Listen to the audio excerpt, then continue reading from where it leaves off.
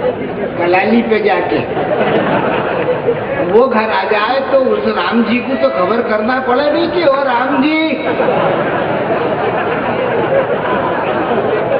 है। कुछ लोगों को अगले बरस समझ में आएंगे राम जी। दीजिए एक बार ताली बजाकर मुझे आती है। दीजिए एक छोटा सा बढ़िया गीत, संस्कृति का गीत सुनाना चाहता हूँ। देखिए साहब, हमारे मेलों की संस्कृति हवा करती है। एक बढ़िया गीत आप तक पहुंचाता हूँ, कुछ नई बातें लेकर के। हमारी एक गांव की महिलाएं बेचारी वो सब कुछ खरीदना चाहती है, पति से कहते मेला देखने की, लेकिन वो मना करता है क्योंकि समय खराब आ गया है, कोई घटना दुर्घटना हो जाए, इसलिए वो चाहता मेले न जाए। बस इतनी सी बात, भूमिका और गीत आप तक पहुंचाता हूँ। क्या कहती है पत्नी? कय जीवन मेलो दिखाई जो मन मेलो बताए जो मोर पप्पू का पापा गथे मन मेलो बताए जो मारा पप्पू का पापा गथे मन मेलो बताए जो।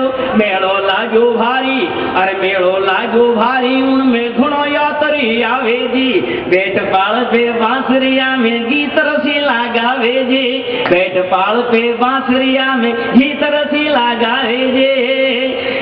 बिजली का डॉलर में मोने झूलो झुलाए जो, कहे जीवन झूलो झुलाए जो, मारा पप्पू का पापा कथे मन। कलाकंद पे मन आगे या बर्फी खारी लागे जी, कलाकंद वो साहब जिसमें मावा कम और शक्कर ज्यादा, वो मिठाई का। कलाकंद पे मन आगे या बर्फी खारी लागे जी, मंगो जी की गरम पकौड़ी मारा मन में भागे जे, मंगो जे रे गरम पकौड़ी मारा मन में भागे जे। रस में डूबा कहा जामू मैंने चखा जो,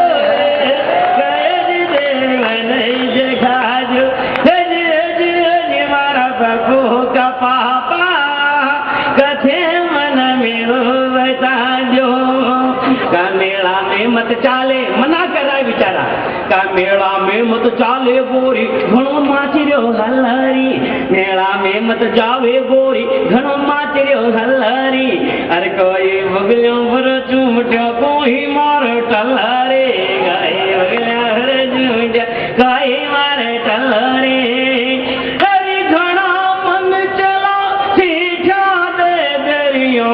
चुनो कबिल में गाना गावे, हरी हरी हरी मेले मत चाले रे कथू मार पप्पू के में। लेकिन एक साथ सारी चीजें खरीदना चाहते साहब श्रृंगार की, काजल बिंदी चुड़लो चोटी कमर कनज तिलाई दियो जी, काजल बिंदी चुड़लो चोटी कमर कनज तिलाई दियो जी। टांगा नेरी छाप लगी, टांगा नेरी छाप लगी थे साड़ी मन दिलाई दियो जे, टांगा नेरी छाप लगी थे साड़ी मन दिलाई दियो जे। एक बढ़िया शौक आप बताता हूँ, काजल बिंदी चुड़लो चोटी कमर कनक दिलाई दियो जी, टांगा नेरी छाप लगी थे साड़ी मन दिलाई दियो जी। डाल गाँव में हाथ भंवर जी फोटो खिंचाई जो, गए जी मारो फोटो खिंचाई जो, जी मारा पप्पू का पापा कथे मन मेड़ो बताई जो। गीत का अंतिम मन पहुंचाता हूँ साहब, फिर मना करता है ये भाग्यवान मेले में मत जा, का मेला में मत चाले, अरे काजल मेला में मत चाले गोरी, मेला में मत चाले गोरी घर की लाज बिगड़ जाएगी, मेला में मत चाले गोरी घर की लाज बिगड़ जाएगी। अरे कंचन सी थारी काया, कंचन सी थारी काया भी मचर मोयली हो जाएगी, कंचन सी थारी काया या मचर मोयली हो जाएगी। नहीं पचला तू तो बाटिया खा ले,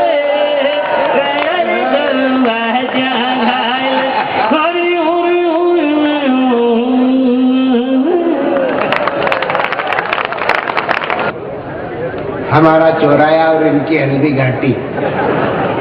कई तरीके से बाबू बंजारा ने अपने गीतों को स्वर दिया, तेवर दिया, आपको अच्छा लगा। अगर आपको अच्छा लगा तो एक बार ताली बजाकर बाबू बंजारे को अपना आशीर्वाद प्रदान करें। भाई बाबू को आपका आशीर्वाद मिला। मैं अपनी इस सूची में से एक कवि को आपके बीच में दावत देना चाहता हूँ, और वो कवि हमारे बीच में जो है आसपास के लोगों की तरह बुलाया गया है, लेकिन हिंदुस्तान के काव्य मंचों पर उस कवि की अपनी प्रतिभा है, उस कवि का अपना रंग है, उस कवि का अपना तेवर है, उसके बात करने का ढंग है, और बात करने का जो ढंग है, जो तेवर है, वो इस बात का परिचायक है कि लोगों के चेहरे पर हंसी के यज्ञ करने की योग्यता उसके शब्दों को प्राप्त है। जानी बैरागी यहाँ पर बैठे हैं।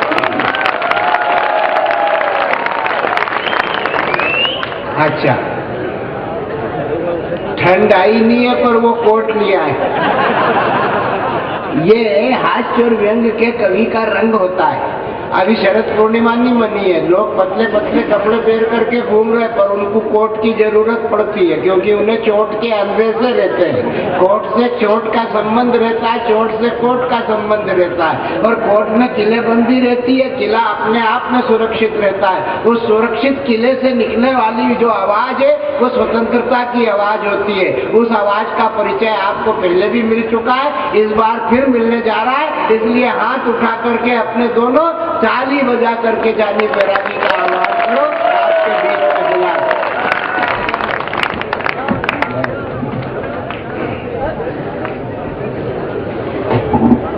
क्योंकि दूसरे के हाथ से ठीक किया है इसका कोई भरोसा नहीं कि ये बिल्कुल ठीक हो गया है।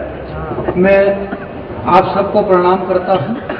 अब बिल्कुल चुपचाप हो गए हैं, साइलेंट है मामला, और पटेल साहब हमारे बीच से अतिथि जी को छोड़ने के लिए गए हैं, यादव साहब को। वो छोड़ के आ रहे हैं और वो निश्चित आएंगे, क्योंकि वो गए हैं तो आएंगे। अगर वो नहीं जाते तो नहीं आते, वो गए हैं इसलिए आएंगे। तो मैं आपके बीच में जानी बैरागी मेरा नाम है। कई लोगों ने मुझे यहाँ पहले भी सुना है, मैं क्षमा चाहता हूँ। जरा मुझे जानकारी मिल जाए ताकि मुझे सुनाने में सुविधा रहे, हाथ खड़े कर दे तो मुझे पता चले कितने लोगों ने पहले सुन लिया। ये आप लोगों की गलती, आपने पहले क्यों सुना? ये तो इनकी गलती है ना कि इनको पहले नहीं सुनना था। भाई मैं तो आज सुनाने के मूड में था। अच्छा, आप जयपालपुर में कवि सम्मेलन में मैं तो पहली बार आया, आपने इधर उधर जाके क्यों सुना? आपको आपके शहर के ऊपर विश्वास नहीं है। आपको ये सोचना था कि कभी कभी अपने भी गाँव में शहर में ऐसा होगा, और ये ऐसा हो गया। मैं प्रणाम करता हूँ। पिछली बार भैया ने, पप्पू भैया ने और पटेल साहब ने और सारे लोगों ने ऐसा आग्रह किया था कि जानी बैरागी आप हमारे शहर में आइए। मैं गत वर्ष आने का था, पूरा पक्का बात थी मामला, पर बाकी मैं आ नहीं सका। कहीं विधाता ने ऐसा, मेरे घर के अंदर मेरे पिताजी शांत हो गए, तो मैं क्षमा चाहता हूँ, मैं नहीं आ सका। अब इसमें मेरी कोई गलती नहीं है, मेरे पिताजी की गलती कि वो शांत हो गए। भाई मैं तो आने के लिए तैयार था, और ये बात इन समिति वाले को मालूम नहीं कि मेरे पिताजी शांत हो गए। अच्छा, इनको इसलिए मालूम नहीं क्योंकि वो मेरे पिताजी थे, तो मेरे को मालूम। और ये मेरे पिताजी की ईमानदारी कि वो मेरे अकेले के पिताजी थे। ऐसी कई सारी बात। मैं आपको प्रणाम करता हूँ। बढ़िया माता बहनें बैठी हुई है, और हमारे बीच में 3 घंटे तो इसी बात को लेकर के हो गए पूरे देश, मतलब कवि सम्मेलन में।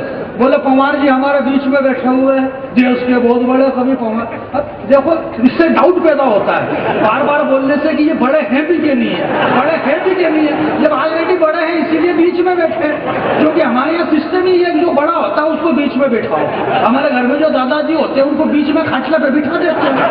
हालांकि उनका दादाजी का काम इतना ही होता है कि उनका शादी ब्याह में नीचे विनीत में नाम डलता है। बाकी दादाजी को यही मालूम नहीं कि धर्मशाला कौन सी करी है। दादाजी बीच में तो हमारे बीच में बैठे हुए। अच्छा, ये बीच में इसलिए बैठे हुए क्योंकि इनके आजू बाजू में दूसरे बैठे हुए। मैं पूरा कंफर्म करते हुए चलूंगा। जगदीश सोलंकी जी हैं, सत्तनदा हमारे बीच में गुरु जी संचालन कर रहे हैं, और आशीष भी है। आज आप एक नया तेवर देखेंगे वीर रस का। मेरे बड़े भाई हैं, मुझे बहुत प्यार करते हैं, और इसलिए करते हैं क्योंकि मैं हूँ इस काबिल, तो करते हैं। आज बात भी नहीं। हालांकि ये अलग बात है कि ये मेरे से प्यार करते और मैं दूसरे से। समस्या कई सारी है, इसलिए आप बिल्कुल लोट मत लो। तो हमारे जी कह रहे हैं कि ऐसा कुछ भी नहीं है जाने बेटा, तो हमारे बड़े आदरणीय हमें गर्व होगा। और आपको ये मालूम नहीं है कि अभी तक ब्याह शादी हुई नहीं है और बोले बेटा। मैं तो बोलो हनुमान जी कह सकते हैं क्योंकि समर्थ को नहीं दोष घुस है। अरे नहीं भैया, हनुमान जी बेचारे लंका वंका जला के आ रहे थे, पसीने में तरते और यूं करके चुबा दिया तो मछली के पेट से निकल आए। मकर ध्वज, मकर ध्वज, हालांकि आपको पता होगा एक बार मकर ध्वज भिड़ गए हनुमान जी से, थोड़ी समस्या पैदा हुई थी। तो देखो जभी से तो बेटे जो है बाप से भिड़ने लग गए। अब ये तो बेटे अब क्या करें, समस्या ही ऐसी है, और ये सारी समस्या का हमारे देश में कोई हल नहीं है। समस्या का कोई हल भी नहीं होता बेटा, समस्या तो समस्या होती है, समस्या पड़ी है तो समाधान निकलेगा।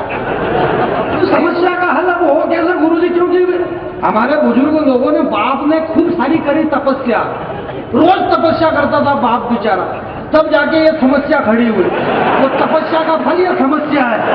आप तपस्या करना छोड़ दो, समस्या होगी, इसमें कौन सी नई बात है? जीवन में तपस्या करना छोड़ दो, समस्या ही नहीं होगी।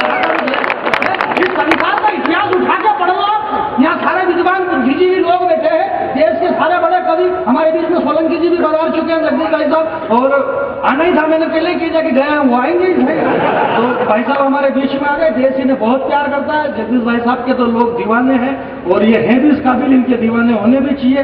सोलंकी जी हमारे बीच में, मैं कह रहा था कि तपस्या का ही कारण समस्या है। आप शास्त्र उठा के देख लो, राजा बलि ने इतनी सारी तपस्या करी, इतनी तपस्या करी, तो भगवान वामन ने उसको पाताल में पहुंचा दे, बोले तपस्या और करना बेटा। अन्ना हजारे ने क्या कम तपस्या करी?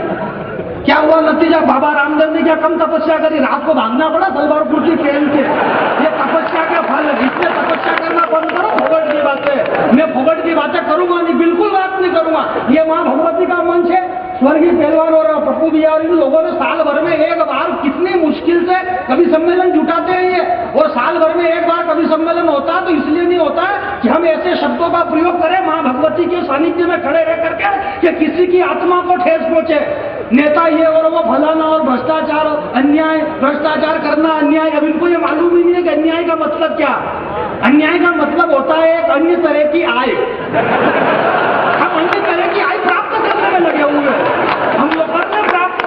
तो ये ऐसी बातें, नेता खा गए और लालू यादव चारा खा गया और वो फलाना खा गया और यूरिया खाद खा गया और सड़े हुए गेहूं खा गया। तुमने अभी तक क्या खाया?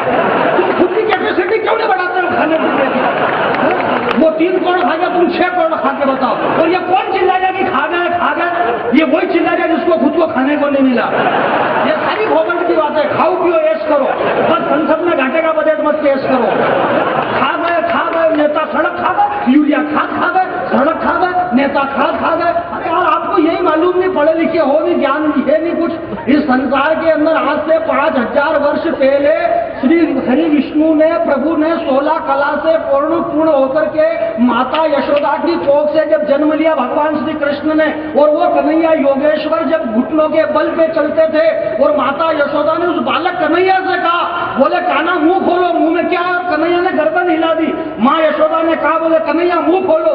और जब कन्हैया ने, उस नन्हे बालक ने मुंह खोला तो अपने मुंह के अंदर उस कन्हैया ने पृथ्वी, पाताल, तल, तलातल, महातल, भूतल, रसातल, सतलोक, तपलोक, वैकुंठ लोक, भूरलोक, भर्गलोक, 3 लोक 14 भवन में बचपन में भगवान कृष्ण अपने मुंह में खा गए।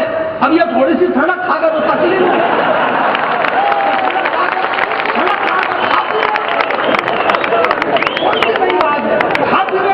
भाई। बचपन में तुलसीदास जी बड़े कवि हुए, हमारे कुल के सबसे बड़े कवि हुए तुलसीदास जी। तुलसीदास जी ने कहा बाबा तुलसीदास जी को,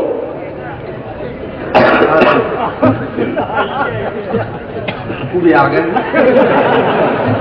वाकई नहीं आ गए। अच्छा कई बार विश्वास नहीं होता कि आया थे कि नहीं आया, और मेरे को विश्वास हो गया कि ये वाकई में आ गए, तो मैं इन्हें प्रणाम करता हूँ। अब सारे कवि ही मंच में सब आ गए, जगदीश भाई साहब भी आ गए हैं, और सदीना जी भी हमारे देश में कानपुर से आई हुई है।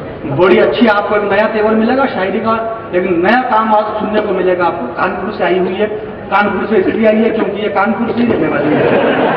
ये सारी बात बातें कंफर्म करना पड़ती है। अभी परसों इंदौर में गुरु जी का बहुत बड़ा कवि सम्मेलन इंदौर में था। एक कवित्री बम्बई से आई और उसने छूटते ही ये बात कही, बोले मैं आपके शहर में पहले भी कई बार आई हूँ। लड़कों का दिमाग खराब हो गया, बोले यार ये पहले क्यों आई होगी, ये पहले क्यों आई होगी। मार अफरा तफरी मच गई, मीडिया वाले आगे बोले आप पहले क्यों आई थी मैडम, इसका कारण बताना पड़ेगा, पहले आने का क्या कारण है। बहुत देर तक 2 घंटे तक कवि सम्मेलन रुकना पड़ा। फिर गुरु ने बताया, बोले ये इसलिए आई थी कि भाई इसको कवि सम्मेलन में बुलाया था तो आई थी। ये सारा मामला मैं कंफर्म करते हुए चलता हूँ। हम छोटी मोटी, मैंने आपसे क्या छोटी बातों पर अपन लौट लेते। अभी ऑस्ट्रेलिया से अपन क्रिकेट में हार गए, बहुत छोटी बात है, हार गए ना ऑस्ट्रेलिया, क्या तकलीफ है भाई हार गए तो, कोई हारना क्या बुरी, पहली बार तो हारे नहीं अपन, हमारी स्वाभाविक प्रवृत्ति है हार गए तो हार गए। और हम क्यों हार गए भाई, हम सिर्फ इसलिए हार गए क्योंकि सामने वाले जीत गए, सामने वाले जीत गए इसलिए अपन हार गए। हम ईमानदार लोग हैं। ताली बजाने की बात मैंने आपसे कहा क्या कि बजाना बिल्कुल मत बजाना, ये फोकट का काम में करवाऊंगा ही नहीं आता। दोनों हाथ पर उठाओ ना, पाँव उठाओ ना, कोई पाँव हाँ उठाने की जरूरत नहीं है आपको। ताली वाली की बात है। यहाँ तो हम मालवा के लोग हैं, आतंकवादियों को गाली दे रहे हैं, बोले बम विस्फोट कर रहे हैं जगह जगह। 18 बम अहमदाबाद में फट गए, जयपुर में बम फट गए, बेंगलोर में बम फट गए। आपको मालूम है कि बम क्यों फट रहे हैं? भाई हम भारतीय संस्कृति के लोग, हमने 1 महीना तक श्रावण मनाया, भगवान शिव को मनाया, जगह जगह से जल भरा, हमने उज्जैन से जल भरा, ओंकारेश्वर कावड़ यात्रा निकाली, ओम नमः शिवाय बोल बम, ओम नमः शिवाय बोल बम। ओंकारेश्वर वालों ने जल भरा, त्रिंबकेश्वर गए, ओम नमः शिवाय बोल बम बोल बम। शंकर भगवान ने सुना, बोले बोल बम, 18 बम एक साथ बोल गए अहमदाबाद में। मालूम ही नहीं पड़ा कहाँ कहाँ बम बोल गए, 18 बम एक साथ बोले अहमदाबाद में, जयपुर में बम बोल गए, हैदराबाद में बम बोल गए। अच्छा उन बम से किसी ने नहीं पूछा कि तुम क्यों बोले, हालांकि उस बम के मुंह में जबान नहीं बिचारे, उस बम के मुंह में अगर जबान होती तो वो बताता कि मैं क्यों बोला, और अगर वो बोलता तो कोई सुनता भी नहीं, क्योंकि जो सुनता वो बोलने जैसा नहीं बचता। मजबूरी कोई ये थोड़ी है क्या, पर फिर भी आप कल्पना करो कि वो बोलता। अच्छा आतंकवादियों को गाली दे रहे, बम फट गए। इन आतंकवादियों को भी, बेवकूफों को ये मालूम ही नहीं कि हमको इतनी प्रैक्टिस हो गई अब कि अगर 10-20 दिन तक बम नहीं फटे तो आदमी खुद मोबाइल करके पूछ ले, बोले क्यों उधर फटा रहा, बोले उधर तो नहीं फटा यार, बोले उधर फटा तो मैंने को फोन करना, बहुत दिन से फट ही नहीं रहे आपको। अब हमको मरने की इतनी प्रैक्टिस हो गई। फिर 2 कौड़ी के आतंकवादी हमको बम से डरा रहे। इन आतंकवादियों को यही मालूम नहीं कि वो किस राष्ट्र को बम से डराना चाहते हैं मेरे भाई, किस देश को डराना चाहता है ये आतंकवाद। धन्य धन्य धरा जहां की शक्ति, भक्ति और स्वाभिमान कभी बिका नहीं, और धन्य था वो शूरवीर राणा जिसकी ताकत के आगे अकबर तक टिका नहीं। मेरे भाई राकेश जी ने कहा, बोले ये गांव का मामला, अपन तो मालवा के रहने वाले, मालवा, अच्छा मालवे पे कई सारे लगते भी हैं गुरु जी, उधर बाहर अपन जाते हैं कभी से कई सारे लोग कहते भैया बैठ जाओ, मालवे की बात है यार, मालवे के बाद पे आप मालवे के नाम पे आप बैठ जाओ।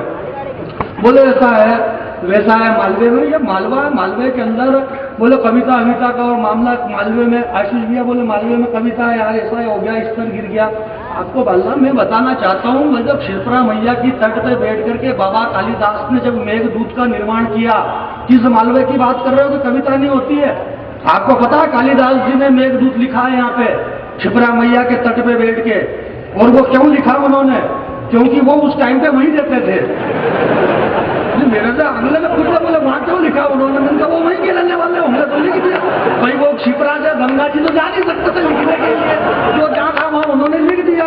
तो ये जो गांव मालवे, अपने मालवे, और क्या कि इसमें मैं कुछ कहूँ और आप कुछ गलत समझ जाओ, इसलिए मैं जो कह रहा हूँ मेरी बात को सही सही समझना। कई बार ऐसा होता है कि आदमी क्या कह रहा है और आप क्या समझ जाओ। अभी परसों के बाद मैं थका आ रहा मुंबई से आया, कवि सम्मेलन में खेत पे चला गया।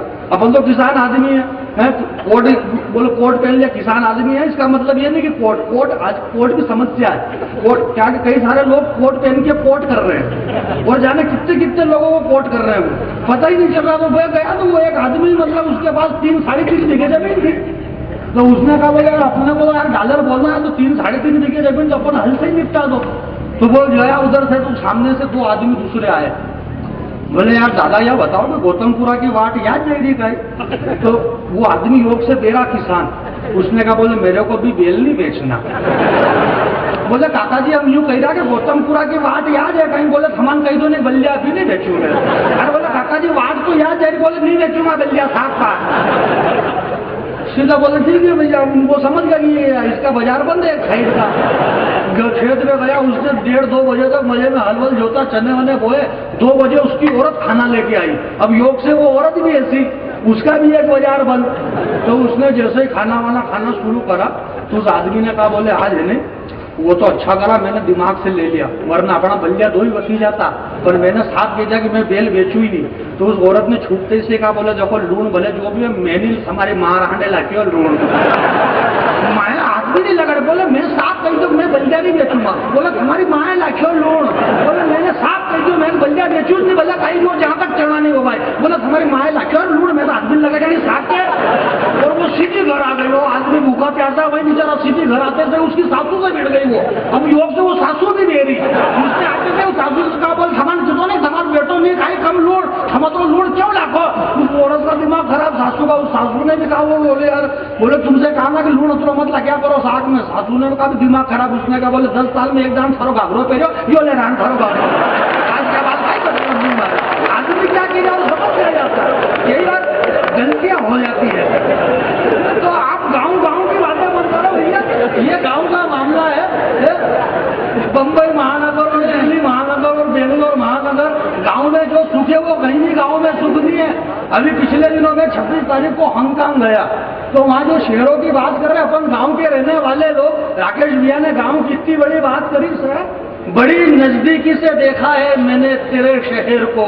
कौन सा गांव और कौन सा शहर, क्या उस शहर के अंदर, जरा आप सुने और मुझे आशीर्वाद दे।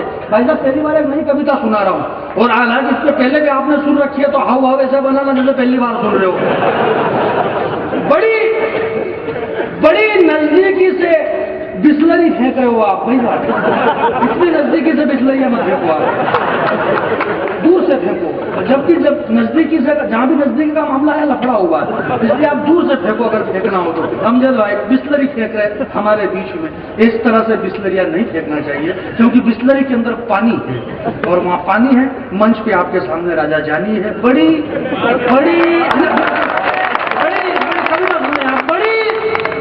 पटेल साहब अभी हमारे बीच में नहीं आए हैं, यादव साहब को छोड़ने के लिए गए हैं। निश्चित आएंगे पटेल साहब, और वो आपके क्षेत्र के बड़े लाडले लोकप्रिय विधायक हैं, और माँ सरस्वती के मंच से ये जो कवि लोग जो, जैसे गुरुजी ने भी कहा कि ये विधायक ऐसी विधा जो यकायक आ जाती है, तो पटेल साहब में भी ऐसी विधा है, और आप लोग उन्हें बहुत प्यार करते हैं। अब की बार तो वो खाली विधायक है, हम भगवान से, माँ सरस्वती से, पूरे कवि समाज के बड़े कवि सारे ऐसी प्रार्थना करते हैं कि अगले वर्ष विधायक तो क्या उनके लाल बत्ती की गाड़ी उनके ऊपर रहे, ऐसी हमारी उनसे प्रार्थना।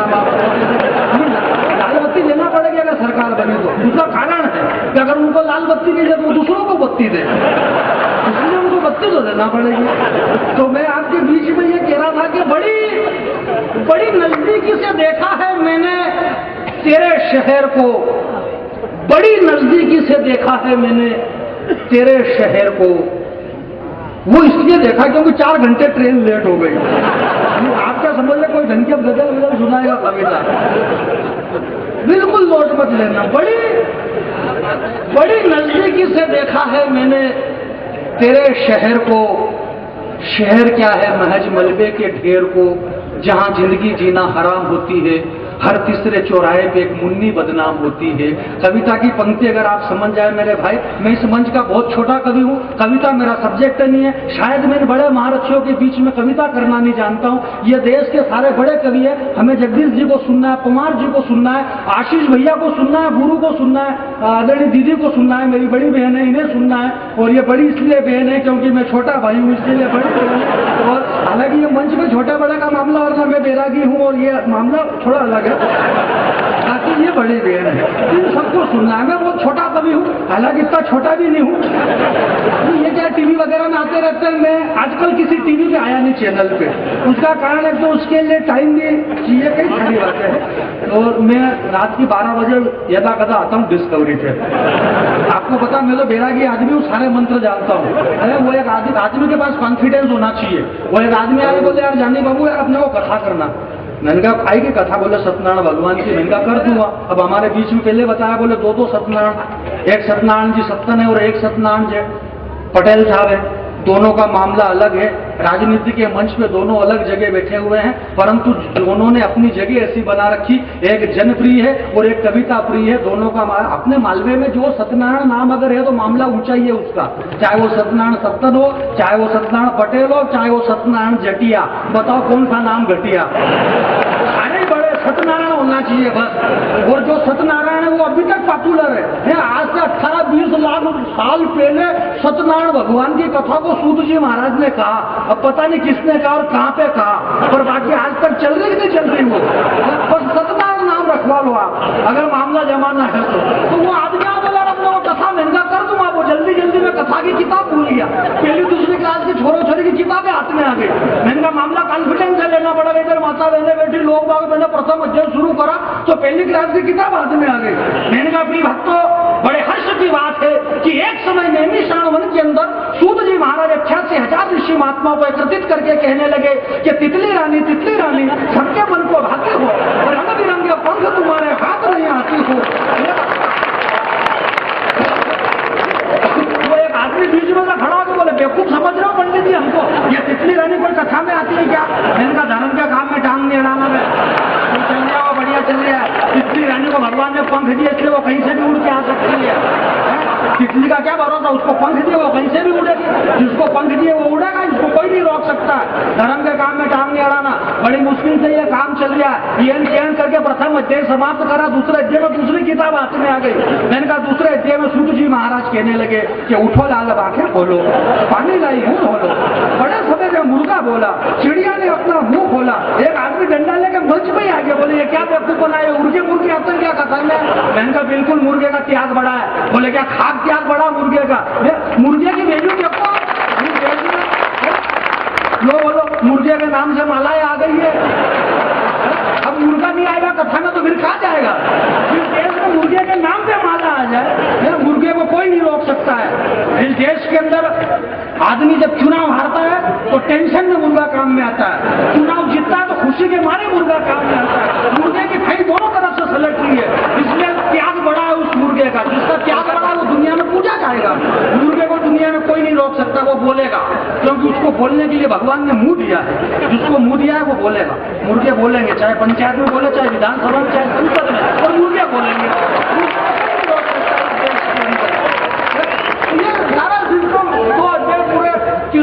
तीसरे किताब हाथ में आ गई। मैंने आपसे क्या कहा कि ये सारा सिस्टम हमारे यहाँ बिगड़ा हुआ है। इस बिगड़े हुए सिस्टम को किसी ने सुधारने की कोशिश नहीं करी। बहुत छोटी बात पे आप मस्त रहो। इस देश में 9 रस है, दुनिया में कई तरह के कई रस में कविताएं होती है। मैं तो कविता की बात भी नहीं कर पाऊंगा आज, इसलिए नहीं कर पाऊंगा कि कोई मतलब नहीं। आप छोटी बात में इतना पूरे देश में राम जी का मंदिर ही नहीं बना, लो बोलो पूरा देश राम का मंदिर अभी तक नहीं बना। भयान पूरे देश में ये मुद्दा, राम का मंदिर नहीं बना। अच्छा लोगों को मालूम भी नहीं कि क्यों नहीं बना। थोड़ी छानबीन तो और छानबीन हो रही जगह जगह। मार दुनिया में वो राम जी का मंदिर नहीं बना, राम जी का मंदिर नहीं बना। इनको कौन समझाए कि वो क्यों नहीं बना? बोले क्यों नहीं बना? मैंने कहा बेवकूफ, उसको किसी ने बनाया ही नहीं तो। अब इतनी छोटी बात इतना लोट है क्या लोगों को? मंदिर नहीं बना, मंदिर। अच्छा राम जी से पूछा, बोले प्रभु, बोले मैं ओटले में बैठा हूँ अयोध्या में, मेरे को अंदर जाना ही नहीं, तो यूं गर्मी है। बोले अंदर जाओ प्रभु, मंदिर। अरे बोले अंदर जाने से क्या मतलब? यूं भी लाइट आती है, लाइट में तो बंद रहती है। कहाँ तक गर्मी में सहन करूं? लोगों के विचारों को यूं सोयाबीन में सूख गई, कोई मतलब नहीं, अपन ओटले में मंजूर। तो हमारे यहाँ तो क्या है कि भगवानों को मर्जी पड़ा वहां बिठा दो, जहां मर्जी पड़ा वहां बिठा दो। हमारी भारतीय संस्कृति में 33 करोड़ देवता, नाम ही मालूम नहीं, जो कई सारे वेटिंग में चल रहे देवता भी। मर्जी पड़ा वहां बिठा दिया। ये कौन से? खजूर के नीचे बिठा दो, नाम बोला खजूर वाले बाबा, खजूर वाले बाबा हो गए। ये कौन से? बोले बड़ के नीचे बिठा दो, बड़केश्वर महादेव। ये बड़ वाले बाबा, ये पीपल वाले बाबा, ये आम वाले बाबा, ये नीम वाले बाबा। बाबा भी बैठे झाड़ के नीचे। उनको भी मालूम है कि जब बोस ही अपनी अयोध्या में ओटले में बैठे तो अपन झाड़ के नीचे।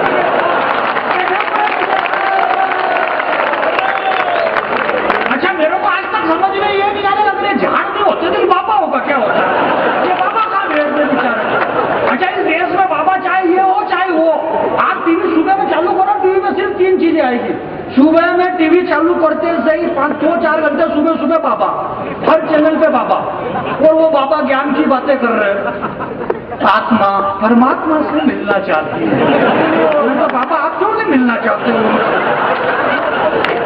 हर टीवी में सत्संग फला 2-4 घंटे तक बाबा चले गए। इसके बाद में फिर दोपहर को अगर टीवी चालू करो तो बम। अहमदाबाद में 18 बम फटे। हमारे संवाददाता के द्वारा मालूम पड़ा दिल्ली के विधानसभा के सामने बम फट गए। सुबह सुबह बाबा, दोपहर में टीवी चालू करो तो बम, रात को टीवी चालू करो तो बाला है। अगर ये पड़े इतनी बाला है, पता ही नहीं चल रही बाला कपड़े हैं भी कि नहीं बालाओं के। और हम इतने बेवकूफ कि हमारा ध्यान कपड़े पे गया। सारा देश इस बात को, पूरा समाज, कवि सम्मेलन, कवि लोग इस बात को लेकर के चिंतित कि हमारे यहाँ अश्लीलता परोसी जा रही है बंबई से। ये कवि अभिनेत्रियां कपड़े कम पहन रही, मलिका शेरावत कपड़े कम पहन रही, सानिया मिर्जा कपड़े कम पहन रही। आपको क्या मालूम पड़ा कि ये कपड़े कम है? मतलब आपने कपड़े ही देखे? ये तो हमारी दृष्टि दोष, जो देखना था वो देखा नहीं, कपड़े हमने देखे उसके। हमारी दृष्टि दोष है, हम ऐसे क्यों बिगड़ गए? जो देखना चाहिए वो देखो ना। प्रभु श्री राम ने लक्ष्मण से कहा, बोले लक्ष्मण ये जो झुमकी पायल बिछू है ये किसके हैं? तो लक्ष्मण ने कहा, बोले भैया मैंने सिर्फ माता के चरण देखे हैं, हमें जो देखना चाहिए वो तो देख नहीं रहे। बोले कपड़े कम देख रहे हैं। इस दुनिया में शब्दों की परिभाषाएं बदल गई, नग्नता और अश्लीलता की परिभाषाएं बदल गई। दुनिया में नग्नता सिर्फ 2 ही अच्छी लगती मेरे भाई। या तो नग्नता वो अच्छी लगे जब माँ की गोद में एक नन्हा बालक खेलता है, उस नन्हे बालक की नग्नता अच्छी लगे, या फिर नग्नता उसकी अच्छी लगे जिसका तन कुंदन, मन कुंदन, तप तप कर तन बना हो कुंदन। भला दुनिया में उससे ज्यादा सुंदर मूर्त क्या होगी? और जिसने वासना और विकारों का त्याग कर दिया, उस महावीर को वस्त्रों की जरूरत क्या होगी? या फिर नग्नता उसकी अच्छी लगे मेरे भाई। मैं आपके बीच में एक बात कहना, नग्नता के नाम पे भी माला लो बोलो। अब इनसे पूछोगे आपको महावीर समझ में आया कि नग्नता? बोले महावीर स्वामी को तो आज तक देखा ही नहीं, नग्नता ही देख रहे हैं। भाई महावीर जी को किसने देखा? हमारा तो विचारों से तो कोई मतलब ही नहीं है। हालांकि हम इतने कट्टरपंथी हैं, हम विचार को बराबर मानते हैं, चाहे कांग्रेस हो चाहे बीजेपी हो। यहाँ सारे लोग बैठे हुए हैं, दोनों पार्टी के लोग बैठे हुए हैं। और ये इसलिए बैठे हुए जो इनको बैठने की व्यवस्था है, इसलिए बैठे हैं, कोई खास बात नहीं है। तो ये दोनों तरह के लोग बैठे हो। मैं ये कह रहा था आपके बीच में आशीष भैया, गुरुजी हम विचार को कभी नहीं छोड़ते। बापू ने विचार दिया, गांधी के 3 बंदर, उनके विचार थे बुरा मत सुनो, बुरा मत देखो और बुरा मत बोलो। ये बापू के विचार थे। गांधी के 3 बंदर, आंख पे हाथ रख रखा है, कान पे हाथ रख रखा है, मुंह पे बुरा मत बोलो, बुरा मत सुनो, बुरा मत देखो। हम उन विचारों को आज भी मान रहे हैं। कौन कह रहा कि हम गांधी के विचार को नहीं मानते? अहमदाबाद में बम फटे, हजारों लोग बेघर हो गए। हमने उस बुरी घटना की तरफ देश के नेताओं ने देखा क्या? नहीं देखा। वहां बुरा हुआ ना, बुरे हाथ से हम कभी देखते ही नहीं। पाकिस्तान इतना चिल्ला रहा, इतना आतंकवाद फैला रहा, अपन बुरा बोले क्या? बुरा अपन बोलते ही नहीं है किसी। हम सारे विचारों को मान रहे हैं, सब कर रहे हैं, सब हो रहा है, परंतु जो काम होना चाहिए वो काम इस देश के अंदर नहीं हो रहा है। मैं आपसे ये कह रहा था आशीष भैया कि बड़ी नजदीकी से देखा है मैंने तेरे शहर को। शहर क्या है? महज मलबे के ढेर को, जहां जिंदगी जीना हराम होती है। हर तीसरे चौराहे पे एक मुन्नी बदनाम होती है। अगली पंक्ति पे जानी बेरा की आपका समर्थन चाहता है साहब। बड़ी नजदीकी से देखा है मैंने तेरे शहर को। शहर क्या? महज मलबे के ढेर को, जहां जिंदगी जीना हराम होती है। हर तीसरे चौराहे पे एक मुन्नी बदनाम होती है। वहां क्लबों में, कॉफी हाउस में बैठे लोगों के इरादे अच्छे नहीं दिखे। जो भी हो यार, तेरे शहर में गिल्ली डंडे खेलते बच्चे नहीं दिखे। जो भी हो यार, शहर में गिल्ली डंडे खेला तो लग जाए किसी को, तो वो गिल्ली डंडे क्यों नहीं खेल रहे हैं? कविता के साथ यात्रा करना मेरे भाई, ये प्रथम कवि की जिम्मेदारी ये है कि वो श्रोता के अनुरूप कवि सम्मेलन को चलाए, और धीरे धीरे कवि की जिम्मेदारी ये हो जाती है कि वो कवि के रूप कवि सम्मेलन को ढाल दे। हम पवार जी और सत्तन जी तक की यात्रा करना चाहते हैं, इसलिए मैं इस कवि सम्मेलन को इस ढंग से ढालना चाहता हूँ, क्योंकि रात्रि के लगभग 1:30 बज चुके हैं। इस 1:30 बजे के समय में सूत जी महाराज कहने लगे तीसरे अध्याय में जाके उन्होंने कहा, बोले क्या? बोले अल्मोड़ा नाम के पर्वत पे अब्बू खां नाम के बड़े मियाँ रहते थे। उन्होंने चांदनी नाम के सुंदर सी बकरी पाल रखी थी। अब्बू खां चांदनी से बड़ा प्यार करते थे। एक आदमी फिर बीच में खड़ा होकर बोले 1.5 घंटे से बेवकूफ बना रहा हूं हमको। ये अब्बू खां बिल्कुल नहीं चलेगा अबू। हाँ, मैंने कहा क्यों नहीं चलेगा? इस देश में अबू सले नहीं चल रहा, नहीं चल रहा। उसने मोनिका बेबी पाल रखी कि नहीं पाल रखी? उसने तो बेचारे ने बकरी पाली। 4 अध्याय पूरे करे, 5वें में 6ठी क्लास की इंग्लिश की गाइड हाथ में आ गई। मैंने कहा 5वें अध्याय में सूर्य जी महाराज कहने लगे कि Mahatma Gandhi was a great in India. Full name was Mohandas Karamchand Gandhi.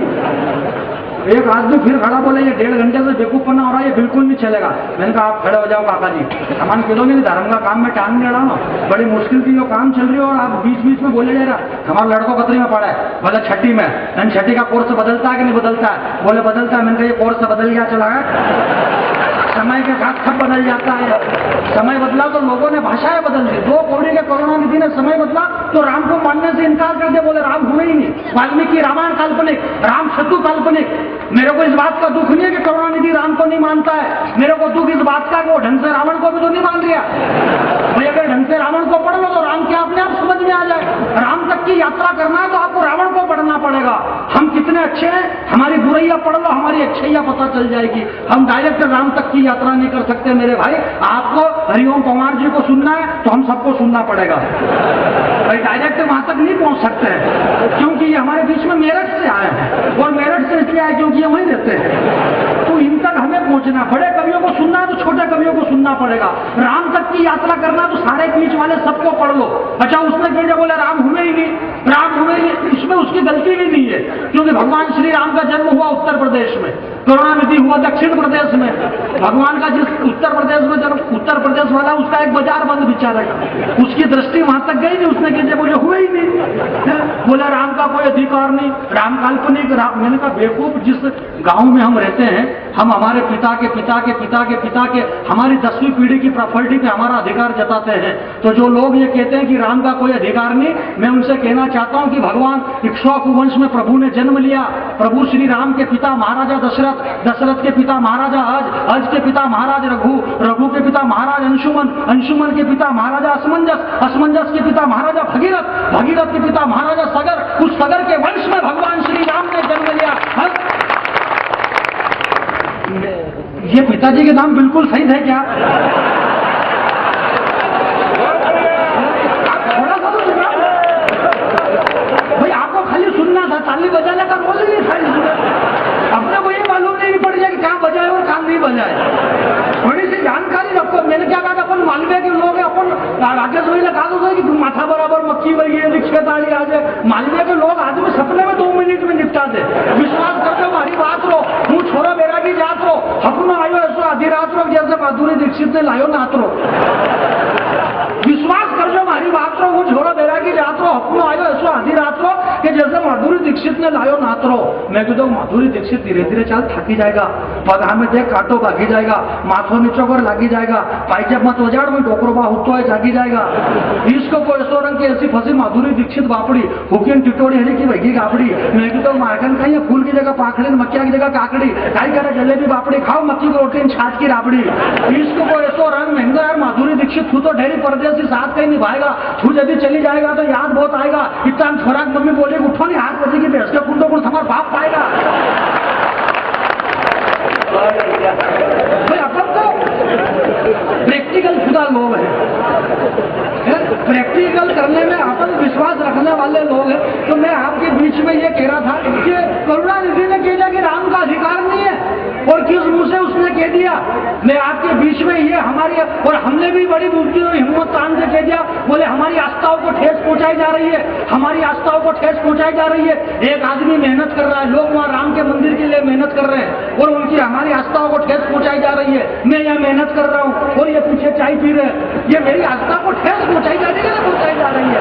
एक बात में है तो मैं आपसे ये कह रहा कि पूरा देश बोले राम सेतु तोड़ा जा रहा है, हमारी आस्था को ठेस पहुंचाई जा रही है।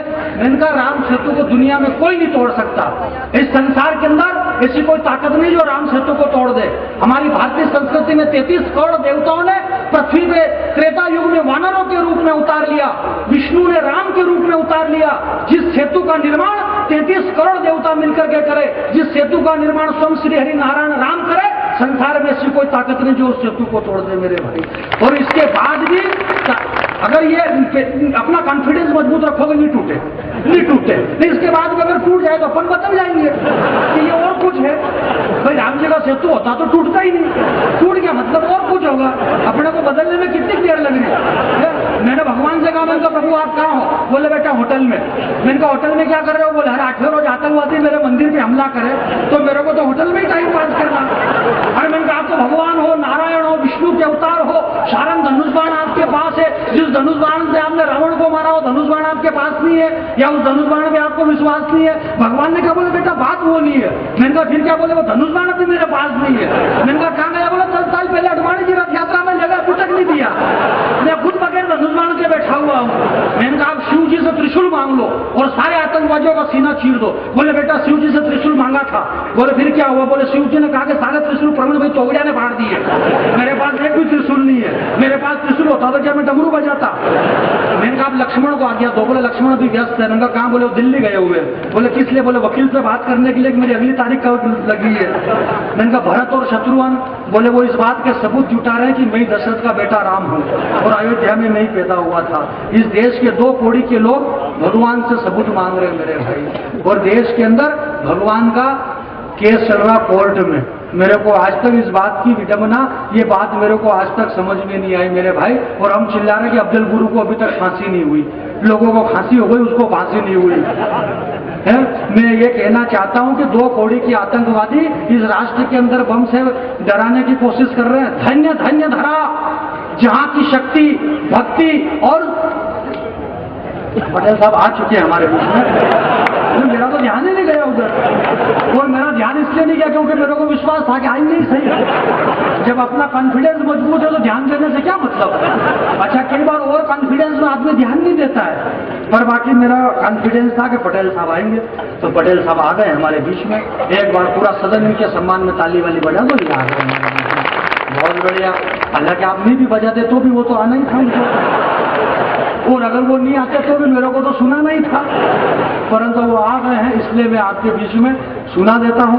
और क्या एक नई कविता मेरी इन दिनों की अच्छी कविता है, सुन ले। मैं आपसे क्या कह रहा था कि इस देश के अंदर बम फटे, जयपुर में बम फटे, बेंगलुरु, अच्छा ये बम सारे शहर में ही फटते हैं। अपने गांव में कभी सुना कि गौतमपुरा में बम फटा है, कि बड़नगर में बम फटा, कि मोलाना जोलाना देपालपुर में बम फटा?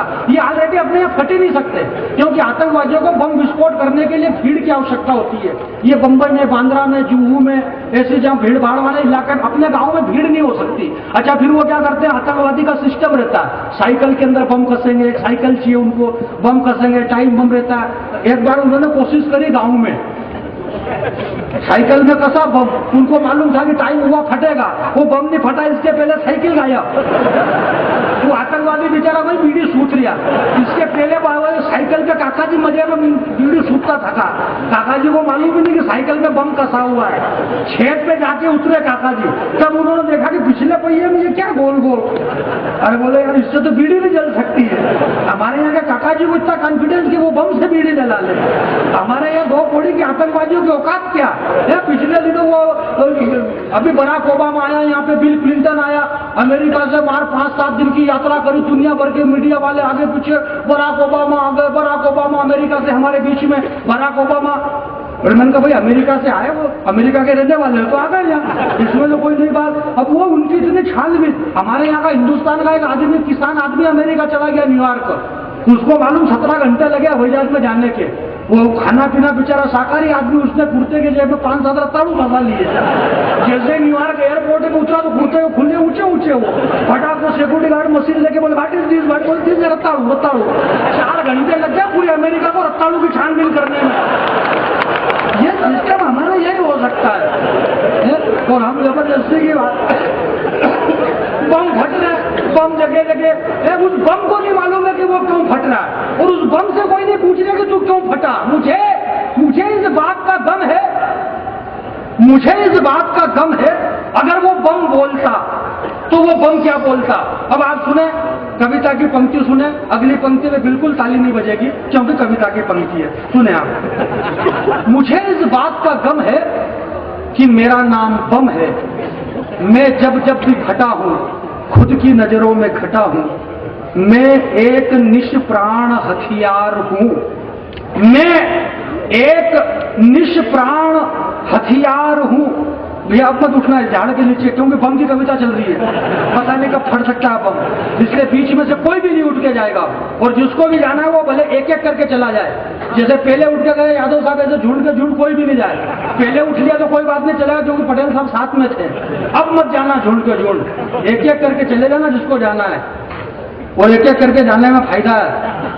पूरा इतिहास पढ़ लेना, जनरल डायर ने जलियांवाले बाग के अंदर गोलीकांड किया, हजारों लोग झुंड के झुंड मर गए, कौन कौन मरा नाम भी मालूम नहीं चला उनका अभी तक, परंतु सुखदेव, भगत सिंह, राजगुरु, ये सारे लोग एक एक करके गए। पूरा देश उनको पूछ रहा है, अगर आपको जाना तो एक एक करके जाना है, झुंड में कोई भी नहीं जाए उठ के यहाँ पे। इस बात का ध्यान रखना। मुझे इस बात का गम है कि मेरा नाम बम है, मैं जब जब भी फटा हूँ खुद की नजरों में घटा हूँ, मैं हर बार यूं ही चला गया हूँ। मैं एक निष्प्राण हथियार हूँ, किसी के प्राण लेना मेरा मकसद नहीं है। मैं हर बार यूं ही चला गया हूं, बिस्मिल के हाथ से निकला और हिजबुल के हाथ चला गया हूं। अच्छी बात क्या, समस्या दूसरी आप मालूम नहीं आपको? बढ़िया बात है, पर भाई साहब समस्या ये कि आधे लोग बिस्मिल को नहीं जानते हैं, आधे लोग हिजबुल को नहीं जानते हैं। बढ़िया है ये तो मेरे को मालूम है, पर इसमें गलत क्या ये मेरे को भी मालूम नहीं चल रहा, क्योंकि इनको तो अब आप कह रहे हो कि कविता ये अर्थ से चलने वाला राष्ट्र 2 लाख रुपए में गीतकार भाई साहब कह रहे पिया घर आया, गुरुजी ने बताया था, वो पिया घर आने वाले लोग 2 लाख रुपए में जोरा जोरी चेन्नई के खेत के गीत लिख रहे हैं। उस माधुरी दीक्षित ने 2 करोड़ में नृत्य कर दिया जोरा जोरी चेन्नई के खेत में। उस बेवकूफ को मालूम ही नहीं कि चेन्नई के खेत में जोरा जोरी नहीं हो सकती, नहीं चेन्नई के झाड़ की साइज 30 में कैसे जोरा जोरी करेगी वो? अच्छा, उसको बेवकूफ को मालूम नहीं कि इसमें खुजली कितनी जगह चलेगी, उसे कोई मतलब नहीं। 2 लाख रुपए में उस गीतकार ने गीत लिख दिया। मैं आपके बीच में हम संस्कारों आतंकवादी बम विस्फोट कर रहे हैं, किस रहे धन्य धन्य धरा जहां की शक्ति भक्ति और स्वाभिमान कभी दिखा नहीं, और धन्य था वो शूरवीर राणा जिसकी ताकत के आगे अकबर तक टिका नहीं। क्या फौलादी सीना था उस राणा का, टकरा कर तीर सीने में टूट जाते थे, और हिन आता था जब चेतक तो मुगलों के छक्के छूट जाते थे। और इसका भगवा उड़ाया राणा ने हल्दी घाटी में कि सूर्यदेव भी छिप गए गगन पर, और आदमी तो आदमी एक घोड़े ने जान दे दी वतन पर। जिस देश के अंदर एक चेतक घोड़ा अपने प्राणों की आहुति दे दे, अगर ये बात अभी चेतक घोड़े को मालूम पड़े कि मेरे मरने की कविता पढ़ी और इन्होंने ताली बजाई, तो उसकी आत्मा को कितना ठेस पहुंचेगा। आप ये जानकारी तो रखो कि क्या बजाना और कहां नहीं बजाना, ऐसा आप मत पढ़ा करो। शायद ये सृष्टि इसलिए हरी भरी रही होगी कि माँ के आंचल से दूध नहीं अमृत बरसा होगा, और माँ तेरी गोद में खेलने के लिए इंसान क्या भगवान भी तरसा होगा, भगवान भी तरसा होगा। माँ तेरी गोद में बैठकर भगवान भी तरसा होगा। यहाँ 2 दोस्त यात्रा कर रहे हैं, एकदम से दोनों रुके, एक ने दूसरे को रोका और उसने कहा देखो सुनो, मुझे कुछ सुनाई दिया। उसने कहा मुझे तो कुछ भी सुनाई नहीं दिया। बोले नहीं नहीं, कोई आवाज आई थी, कुछ गिरने की आवाज आई थी। दोनों दोस्त ढूंढने लगे, उन्हें वहां 5 का एक सिक्का मिला। उसने 5 का सिक्का उठाया, बोले देख मैंने कहा था कुछ गिरने की आवाज आई, ये 5 का सिक्का किसी की जेब से गिरा था। दोनों फिर आगे बढ़ गए। 2 मिनट बाद दूसरे ने कहा रुको रुको, मुझे कुछ आवाज आई। अरे उसने कहा कहां बेवकूफी की बात कर रहा है, कोई भी आवाज नहीं आई। उसने कहा नहीं मुझे कोई आवाज आई, तो रुक मैं देखता हूं। वो ढूंढने लगा, देखने लगा, तो उसने देखा एक झाड़ के बीच में, एक जाले के बीच में एक तितली फंसी हुई थी, वो फड़फड़ा रही थी। वो आगे बढ़ा, उसने तितली के पंख खोले, झाड़ हटाया, जाला हटाया और तितली उड़ गई। उसने कहा देख मैंने तुझसे कहा था ना कुछ आवाज आ रही। उसने कहा यार एक बात बता, मुझे सिक्का सुनाई दिया, सिक्का गिरने की आवाज सुनाई दी, मैंने तुझसे कहा कि कुछ गिरा, तूने कहा नहीं मुझे कुछ नहीं सुनाई दिया। एक तितली के पर फड़फड़ा रहे थे, तुझे उसकी आवाज सुनाई दी। वो मुस्कुरा कर बोला दोस्त इसमें कोई दिक्कत की बात नहीं है, सिर्फ दिक्कत इतनी है तूने धन की आवाज सुनी थी, मैंने मन की आवाज सुनी थी। मैं थोड़ा सा बदनाम हो गया, आदरणीय सत्यनारायण का आशीर्वाद पाके, आदरणीय जगदीश भैया और हम सबके साथ में रह के मैं भी थोड़ा बहुत बदनाम हो गया पेमेंट को लेके, लेकिन दोस्तों दावा कर सकता हूं महानगर हमें सिर्फ धन दे सकता है, लेकिन मन अगर मिल सकता है तो यही व्याख्या कविता का मिल सकता है और कहीं नहीं मिल सकता। 4 पंक्तियां मैं और पढ़ना चाहता हूं। ये आंदोलन जब तक है मैं तो इतना ही कह सकता हूं, सत्यनारायण की पुस्तक में तो ज्यादा बोलने की हिम्मत भी नहीं होती। मैं इतना ही कह सकता हूं कि धीरे धीरे घर को जाएं घर को जाने वाले, धीरे धीरे घर को जाएं, 2-4 लोग और उठे, धीरे धीरे घर को जाएं घर को जाने वाले, एक रात में ही 2-2 आनंद उठाने वाले। मतलब ये क्या मतलब है? मैं कविता के मंच पे खड़ा हूं, मेरे कहने का मतलब, मेरे कहने का मतलब, मेरे कहने का मतलब यूं गलत नहीं होने का, मेरे कहने का मतलब यूं गलत नहीं होने का, एक लाभ कविता सुनने का, एक लाभ सोने का। आप लोग पता नहीं क्या क्या सोचते हैं, ऐसा कुछ भी नहीं। आइए 4 पंक्तियां। ऐसा नहीं है, अभी तक जो जिन कवियों को हमने यहाँ पर जनता जनार्दन के सामने आवाज देकर के बुलाया था वो इसी क्षेत्र के चिरपरिचित कवि हैं, और इन कवियों में से अब हम उन कवियों को बुलाने का क्रम स्थापित कर रहे हैं जिन्हें हमने बड़े ही मनोयोग से, बड़े ही मशक्कत के साथ पप्पू भैया के आग्रह पर आमंत्रित किया। जिस शादी में न गाई जाए कुछ गालियां, सिर्फ गालियों को गाने से भी कौन फायदा है, जीजा वो क्या जिसके ना होती कोई सालियां, सिर्फ गालियों को गाने से भी कौन फायदा है, जीजा वो क्या जिसके ना होती कोई सालियां, जैसे फल बिन सुनी सुनी लगे डालियां, जैसे बाला सुनी सुनी लगे बिन बालियां, वैसे ही कवि सम्मेलन लगता सुना सुना, जहां श्रोता न बजाए जोरदार। वाह वाह वाह। तो आज की रात आपको कुछ समझ में आए या नहीं आए, ये आप करते रहेंगे तो हमें भ्रम बना रहेगा कि हम आपको सुना रहे हैं और आप हमें सुन रहे हैं। आइए अपनी औकात पर उतरता हूं और 4 पंक्तियों से शुरुआत करता हूं। मैं देख रहा हूं तमाम मेरे मुसलमान दोस्त बैठे हैं और मैं पिछले 17-18 दिन से 4 पंक्तियां पढ़ रहा हूं। मैं आज आपके शहर में पढ़ना चाहता हूं, उनकी उपस्थिति में पढ़ना चाहता हूं। एक शब्द मैंने पढ़ा भी, लगातार उग्रवादी घटनाओं के बाद मेरे मुसलमान दोस्त बैठे उनके चरणों में रखता हूं। वो शब्द एक आया करनी निकल के, इंडियन मुजाहिदीन। मैं एक ईमानदार कलमकार होकर क्या लिख सकता था? मैं एयरपोर्ट पे बैठा हुआ था, मैंने उस एयरपोर्ट पे बैठ के लिखी 4 पंक्तियां, और आपको लग जाए एक ईमानदार कलमकार इससे ज्यादा शिद्दत से कुछ लिख नहीं सकता था, कह नहीं सकता था, समझा नहीं सकता था। तो जो मुसलमान दोस्त बैठे हों उनका प्यार मांगता हूं और आपकी तालियां देखना चाहता हूं कि कैसी हो सकती है। 4 पंक्तियां सुनिएगा। कि हिंदू बैठे नाकी राखी मुस्लिम कलाई पर, कि हिंदू बैठे नाकी राखी मुस्लिम कलाई पर, इतिहास वाले वो कष्ट कहां खो गई। कि हिंदू बैठे नाकी राखी मुस्लिम कलाई पर, इतिहास वाले वो प्रश्न कहां खो गए। हिंदू मुस्लिम भाई भाई वाला नारा सुना, ऐसा लगा जो नारे के सारे अर्थ खो गए। हिंदू मुस्लिम भाई भाई वाला नारा सुना, ऐसा लगा जो नारे के सारे अर्थ खो गए। जब भी हुई है घात मिला है सिवी का हाथ, जब भी हुई है घात मिला है सिवी का हाथ, देश द्रोहिता के बीच बीच कैसे बो गए। हमने तो अशफाक वो हमीद माना तुम्हें, तुम कैसे इंडियन मुजाहिदीन हो गए। हमने तो आपकी कमजोर तालियां मुझे कमजोर करेंगी। 4 पंक्तियां और सुनना, आपकी तालियों के मन पे इशारा सुना पाऊंगा। अभी 14 तारीख से लेकर 17 तारीख तक लगातार बंबई में था और ये कह के पढ़ा था मैंने कि रोज पढ़ रहा हूं देश में। अगर आज बंबई में खड़े होकर पढ़ने की हिम्मत नहीं कर पाऊंगा तो कुछ भी हो सकता हूं। इस जनता का ईमानदार कभी नहीं हो सकता मैं। मुझे नहीं पता था मैं बंबई से लौट के वापस आऊंगा या नहीं, लेकिन आपको लगे कि आपकी तरफ से तमाचा ठीक मार के आया हूं, तो जब तमाचा मार के आया हूं उसकी गूंज आपकी तालियों में देखना चाहता हूं कि जिससे मां भारती के नयनों में अश्रु आए। अब थोड़ी सी इतना कर लीजिएगा मेरी मोहब्बत में कि अब जो जहां हो उसे वहीं बैठा लीजिएगा। अगर आप मुझे मोहब्बत से सुनना चाहते हैं इतना कर लीजिए बस आप, तो शायद मैं अपने मन से पढ़ पाऊंगा।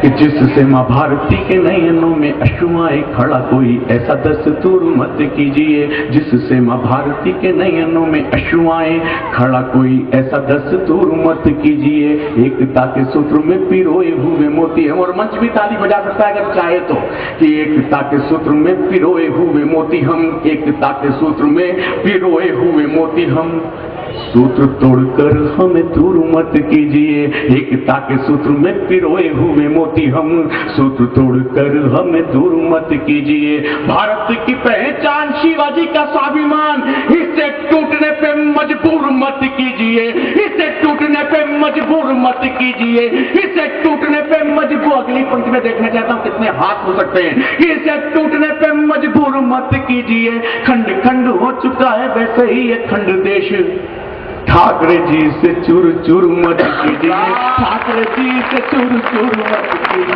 ठाकरे जी से चूर। बहुत बहुत आभार आपके इन तालियों के लिए, आपकी मोहब्बतों के लिए कि आप दोबारा जुड़े मुझसे।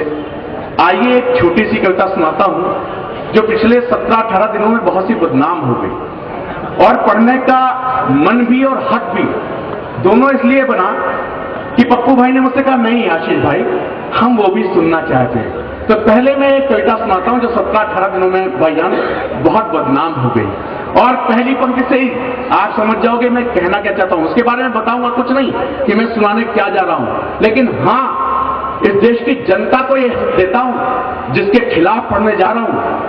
अगर उस पद की गरिमा का कहीं हनन कर जाऊं तो आप में से किसी भी आदमी को हक है कि आप खड़े हो जाना और मुझे रोक देना।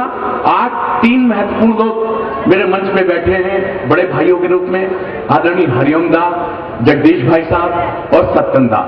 मैं पहली बार इन तीनों लोगों की उपस्थिति में पढ़ रहा हूं। मुझे हरिओम जी के साथ पढ़ना था लेकिन लगातार स्वास्थ्य ने धोखा दिया और मैं नहीं पढ़ पाया। मैं उनको समर्पित करते हुए कि माफ कीजिएगा किंतु कहूंगा जरूर, कि माफ कीजिएगा। बता नहीं रहा हूं, समझ जाओगे खुद एक एक पंक्ति ध्यान से सुनना। और दावा करता हूं अगर कहीं ईमानदार होगे कभी देश के बारे में सोचते होगे तो अपने आप को रोक नहीं पाओगे। कि माफ कीजिएगा किंतु कहूंगा जरूर, ये पंक्ति इसलिए लिखी मैंने ताकि मुझे असीम त्रिवेदी न बना दिया जाए। कि माफ कीजिएगा किंतु कहूंगा जरूर, माफ कीजिएगा किंतु कहूंगा जरूर, पीएम का पद यानी देश का गुरूर। माफ कीजिएगा, अब मुझे सुनो मेरी जान, उसे क्या सुन रहे हो? कि माफ कीजिएगा किंतु कहूंगा जरूर, पीएम का पद यानी देश का गुरूर। क्या मिलेगा देश का गुरूर तोड़कर, क्या मिलेगा देश का गुरूर तोड़कर, सोनिया के आगे हाथ जोड़ जोड़ कर, सोनिया के आगे हाथ जोड़ जोड़कर। जो पवित्र आचरण जिन्होंने हो गए, जो पवित्र आचरण जिन्होंने हो गए, आप चंद्र हाथों के खिलौने हो गए, आप चंद्र हाथों के खिलौने हो गए। जी रहे ये कैसा किरदार आप हैं, जी रहे ये कैसा किरदार आप हैं, जाने किस तरह के सरदार आप हैं, जाने किस तरह के सरदार। आपकी कमजोर तालियां मुझे कमजोर कर देंगे कि जाने किस तरह। फिर सुनना अगली पंक्ति और फिर हक देता हूं, आपका मन बने तो समर्थन देना वरना मुझे टोकना। कि रहे राष्ट्र रक्षा के संकल्प धारिया, क्या था देश, क्या सोचता था उनके बारे में? कि रहे राष्ट्र रक्षा के संकल्प धारी आप, रहे राष्ट्र रक्षा के संकल्प धारी आप, राष्ट्रभूमि मंदिर था थे पुजारी आप, रहे राष्ट्र रक्षा के संकल्प धारी आप, राष्ट्रभूमि मंदिर था थे पुजारी आप। कैसी थी विवशता जो मौन हो गए, कैसी थी विवशता जो मौन हो गए, कभी थक राष्ट्र कभी धौन हो गए, कभी थक राष्ट्र कभी धौन हो गए। द्रौपदी सी जनता का दर्द भूले आप, द्रौपदी सी जनता का दर्द भूले आप, शायद अपने नाम का भी अर्थ भूले आप, शायद अपने नाम का भी अर्थ भूले आप। कौरवों के रथ पे सुना है मैंने कि कहीं शब्द यात्रा करते हैं, मैं देखता हूं शब्द यात्रा कर सकते हैं या नहीं। कि तुम्हें गुरु ग्रंथ जी की वाणी की कसम, पुत्र बलिदान की कहानी की कसम, पिया नहीं शत्रुओं का पानी की कसम, उदम भगत की जवानी की कसम। सरदारी तेवर दिखाते क्यों नहीं, सरदारी तेवर दिखाते क्यों नहीं, चिड़िया को बात से लड़ाते क्यों नहीं, चिड़िया को बात से लड़ाते क्यों नहीं, चिड़िया को बात से लड़ाते क्यों नहीं। भूल गए क्या वो संस्कार आप हैं, भूल गए क्या वो संस्कार आप है ये, जाने किस तरह के सर।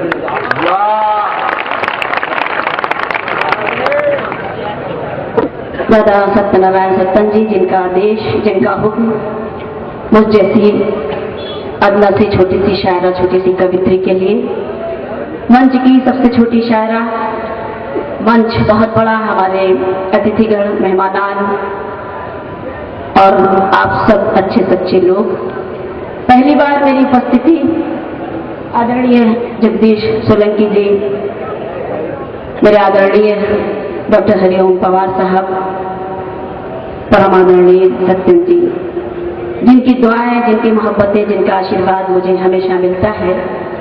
पहली बार आई हूँ तो चाहती ये हूँ कि अगर मेरी शायरी, मेरी कविता, जहाँ जहाँ तक मेरी आवाज़ पहुँच रही है, अगर कुछ लगे कि मैं कुछ कहना चाहती हूँ और आप तक कुछ कह रही हूँ, तो आपका आशीर्वाद, आपकी तालियां भी मुझ तक आए, ताकि मैं भी उसी हौसले से, उसी हिम्मत से आपके बीच शेर पढ़ सकूं। मंच का और आप सबका ध्यान चाहूंगी।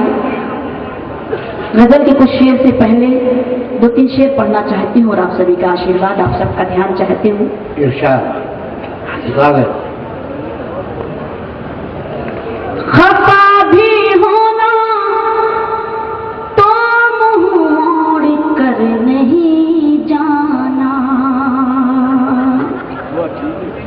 खफा भी होना तो मुंह मोड़ कर नहीं जाना, खफा भी होना तो मुंह मोड़ कर नहीं जाना, तुम्हें कसम है मुझे छोड़ कर नहीं जाना, तुम्हें कसम है मुझे छोड़ कर नहीं जाना, खफा भी होना तो मुंह मोड़ कर नहीं जाना।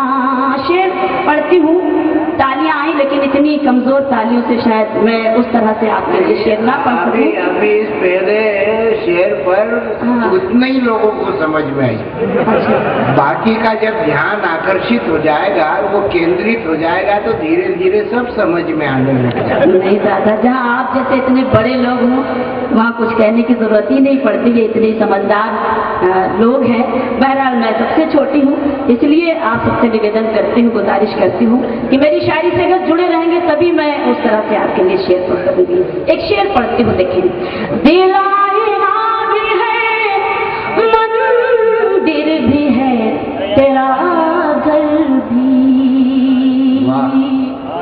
दिल आईना भी है, मंदिर भी है, तेरा घर भी, दिल आईना भी है, मंदिर भी है, तेरा घर भी, हमारे दिल को कभी तोड़ कर नहीं जाना, हमारे दिल को कभी तोड़ कर नहीं जाना, दिल आईना भी है, मंदिर भी है, तेरा घर भी, हमारे दिल को कभी तोड़ कर नहीं जाना। एक शेर पढ़ती हूँ, बहुत अच्छा लगा। पप्पू भाई की माता जी मंच पर आई और जो मोहब्बतें, जो आशीर्वाद उन्होंने अपनी माँ से लिया। एक शेर ये छोटी सी शायरा पढ़ना चाहती है, इसको साथ ले जाइए और मुझे याद कीजिए और मुझे अपना आशीर्वाद दीजिए। मिला है घर नया, माँ बाप की दुआ से तुम्हें, मिला है घर नया, माँ बाप की दुआ से तुम्हें, मिला है घर नया, माँ बाप की दुआ से तुम्हें, पुराने घर में इन्हें छोड़ कर नहीं जाना। बहुत अच्छा लगा कि जिस तरह आपको इस शेर को सुनना चाहिए, आप लोगों को आपने सुना, मैं फिर से पढ़ती हूँ। मिला है घर नया, माँ बाप की दुआ से तुम्हें, मिला है घर नया, माँ बाप की दुआ से तुम्हें, पुराने घर में इन्हें छोड़ कर नहीं जाना, खफा भी होना तो मुंह मोड़ कर नहीं बजा दीजिए जरा सा। बहुत बहुत शुक्रिया, ताली बजाते रहेंगे, आपका आशीर्वाद मिलता रहेगा। मैं भी उसी हिम्मत और उसी हौसले से आपके लिए शेर पढ़ती रहूंगी और हौसला करती हूँ। बहुत अच्छे सच्चे लोग हैं, बहुत अच्छा सुन रहे हैं। ऐसा कुछ नहीं है कि आपकी तालियां नहीं आएंगी तो मुझे ये शिकायत होगी कि आपने मुझे सुना नहीं। बस थोड़ी सी कमजोरी बन गई है, ज्यादा तालियां आने लगती हैं तो ऐसा लगता है कि ज्यादा अच्छी तरह से सुना, और जब आप कमजोर पढ़ने लगते हैं तो शायरी शायरा भी कमजोर पढ़ने लगती है। तो बस इतना सा निवेदन और हौसला करती हूँ। एक शेर अभी मेरा भाई ने पढ़ा, मैं भी चाहती हूँ कि जब एक शेर पढ़ा तो मैं जो शेर सुनाना चाहती हूँ, मतलब भाई ने सुनाया, मैं वो मतलब पढ़ती हूँ और उसके बाद एक शेर आपके लिए पढ़ना चाहती हूँ। आशीर्वाद चाहती हूँ मंच का और आपका पढ़ती हूँ। हमें बना के तुम अपनी चाहत खुशी को दिल के करीब कर लो। हमें बना के तुम अपनी चाहत खुशी को दिल के करीब कर लो। तुम्हें हम अपना नसीब कर ले, हमें तुम अपना नसीब कर लो। हमें बना के तुम अपनी चाहत को दिल के करीब कर लो। हमारे आदरणीय डॉक्टर हरिओम पवार जी और बहुत सारे लोगों का आशीर्वाद मुझे मिला।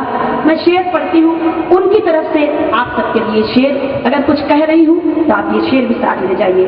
गरीब लोगों की उम्र भर की गरीबी मिट जाए अमीरों। गरीब लोगों की उम्र भर की गरीबी मिट जाए अमीरों। बस एक दिन के लिए अगर तुम जरा सा खुद को गरीब कर लो। बहुत बहुत शुक्रिया, बहुत बहुत धन्यवाद। हमें बना के तुम अपनी चाहत खुशी को दिल के करीब कर लो। बहुत बहुत शुक्रिया, बहुत अच्छी तरह आपने सुना। एक गजल की कुछ शेर और पढ़ती हूँ, मुझे आदेश हुआ है, मैं उस आदेश का पालन करती हूँ। स्वागत है, पढ़िए। गजल की कुछ शेर पढ़ती हूँ जिनके नाम आपकी सजाई गई है। मैं चाहती हूँ कि श्रद्धांजलि के तौर पर मेरी जिम्मेदारी बनती है कि मैं एक शेर उनके लिए पढ़कर जाऊं। उसके लिए एक शेर और पढ़ना चाहती हूँ। 4 मिसरे मैं पेश करती हूँ, पढ़ती हूँ। दादा आपका आशीर्वाद, आप सब लोगों का। रंजिशों में कब इंसान सोगवार रहता है। सुने, रंजिशों में कब इंसान सोगवार रहता है। दिल मोहब्बतों में ही बेकरार रहता है। दिल मोहब्बतों में ही बेकरार रहता है। श्रद्धांजलि के तौर पर एक शेर पहलवान साहब के लिए, आप सबके लिए पढ़ती हूँ। अगर सच कह रही हूँ तो आप सबका आशीर्वाद मिले कि लौट कर नहीं आता कब्र से कोई, लेकिन लौट कर नहीं आता कब्र से कोई, लेकिन प्यार करने वालों को इंतजार रहता है। शुक्रिया। प्यार करने वालों को इंतजार रहता है। बहुत बहुत शुक्रिया। आप जिस तरह भी सुन रहे हैं, मैं धन्यवाद करती हूँ और हौसला करती हूँ कुछ शेर पढ़ने का। सुने। खामोश लब है, झुकी है पलकें, दिलों में उल्फत नई नई है। क्या मैं कुछ ऐसा पढ़ रही हूँ कि आपके समझ में नहीं आ रहा है, या इतना बुरा पढ़ रही हूँ, और अगर ज्यादा बुरा पढ़ रही हूँ तो आप मुझे बिठा भी सकते हैं, मुझे ज्यादा पढ़ने का शौक नहीं। लेकिन अगर इतनी दूर से मुझे आवाज दी है और इतने बड़े लोगों ने आवाज दी है, नहीं ऐसा तो कुछ जाहिर नहीं है। ये कुछ लोग ऐसे हैं जिनका समय हो चुका है और इन्हें जाने की त्वरा है, जल्दी है, और ये जा रहे हैं तो जाने दो। नहीं, जो जा रहे हैं दादा उनसे मुझे कोई शिकायत नहीं, नहीं। लेकिन कम से कम जो मौजूद है जो बैठे उनको हैं। देख के तो ऐसा लगे कि वो जिंदा है, नहीं वो या जिंदा होकर मुझे सुन रहे हैं। वो जिंदा है, सुन भी रहे और देख भी रहे। नहीं, कविता और शायरी सुनने की चीज है, देखने की चीज नहीं है। नहीं, तो अगर कुछ मेरी ऐसा शायरी और नहीं। कविता आप तक पहुंच रही है तो आपका आशीर्वाद नहीं, मिलेगा। सबीना जी ऐसा है कि कवि और शायरा में एक फर्क होता है। जब कवि कविता पढ़ता है तो लोगों को लगता है कि रेडियो सुन रहे हैं, और जब कवित्री आती है तब ऐसा लगता है कि दूरदर्शन भी देख रहे हैं। तो ये अपनी अपनी मनोवृत्ति है। और ये लोग जो है, इसमें बहुत सारे लोगों के लिए कवि सम्मेलन एक अजूबा हो सकता है, बहुत दिनों के बाद हो रहा है, क्योंकि यहाँ पे तो तेजा जी की कथा, रामदेव बाबा की जय होए।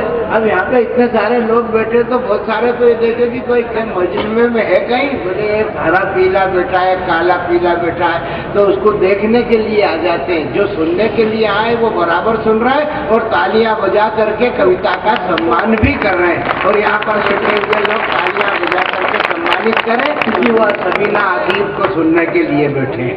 दादा का आदेश, आप सबको बहुत बहुत शुक्रिया। कहा तुम कैसे जाओगे, तुम तो दरी उठाओगे ना।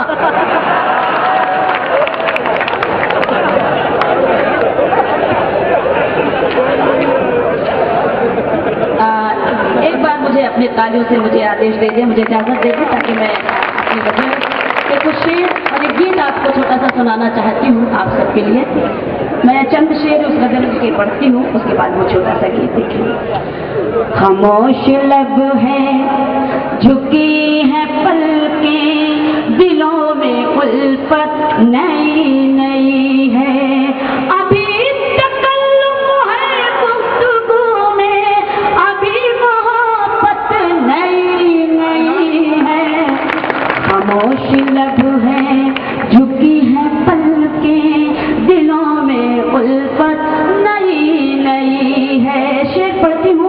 अभी ना आएगी नींद तुमको, अभी ना हमको सुकून मिलेगा, अभी ना आएगी नींद तुमको, अभी ना हमको सुकून मिलेगा, अभी तो धड़केगा दिल ज्यादा, अभी ये चाहत नई नई है।